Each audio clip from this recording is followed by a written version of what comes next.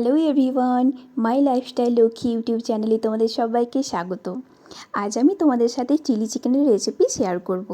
ওটার জন্য আমি 500 গ্রামের মতো বোনলেস চিকেন নিয়েছি। এবার আমি চিকেনটা ম্যারিনেট করব।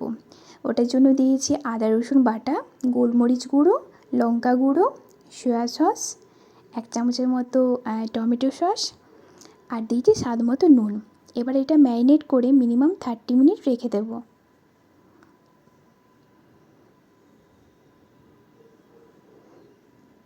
তারপর আমি আবার একটা ম্যারিনেট করব।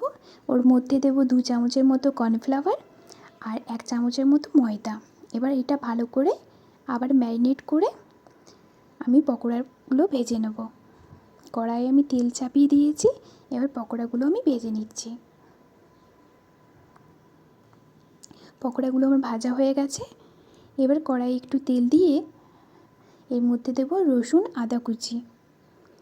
এটা একটু ভাজা হয়ে গেলে এর মধ্যে কেটে রাখা পেঁয়াজ আর ক্যাপসিকাম দিয়ে দেব।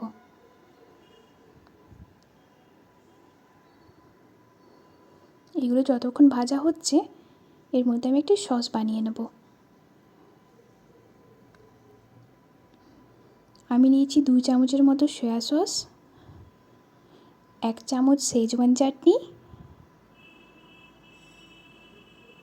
আর 2 চামচ চিলি সস আর 3 চামচের মতো টমেটো সস। এবার এটা ভালো করে আমি মিক্স করে নেব।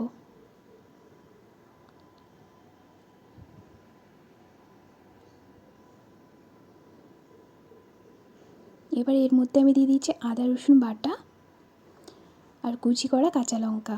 এবার ভালো করে মশলাটা কষে নিয়ে আমি যে সসটা বানিয়ে রেখেছিলাম সেটা দিয়ে দেবো।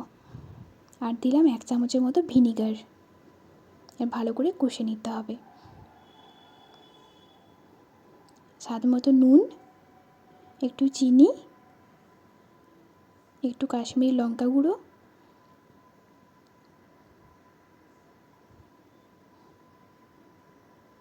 একটু গোলমরিচ গুঁড়ো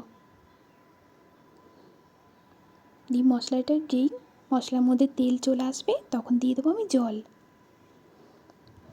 এবার আমি একটা বাটিতে 1 চামচের মতো কর্নফ্লাওয়ার নিয়েছি আর একটু জল দিয়ে ভালো করে এটা গুলে নেব।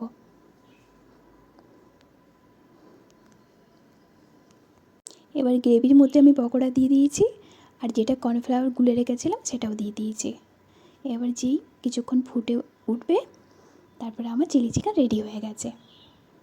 তো অবশ্যই তোমরা এই রেসিপিটা একবার ট্রাই করে দেখবে। তোমার যদি ভালো লাগে তাহলে আমার চ্যানেলটাকে অবশ্যই সাবস্ক্রাইব করে দিও আর লাইক কমেন্ট তো অবশ্যই করবে।